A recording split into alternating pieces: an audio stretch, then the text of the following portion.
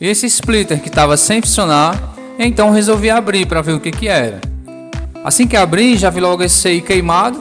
Descobri que ele é um conversor, ele transforma 5 volts em 1.2 volts. Faço a sua remoção. Consegui um CI compatível de uma placa de SSD queimado. Instalo o CI na placa do splitter.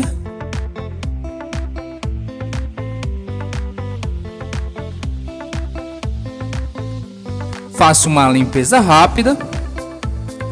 E tá aí, pessoal, splitter voltou a funcionar. Percebam que estou rodando o teste usando 2 telas, mas ele tem capacidade para até 4 telas.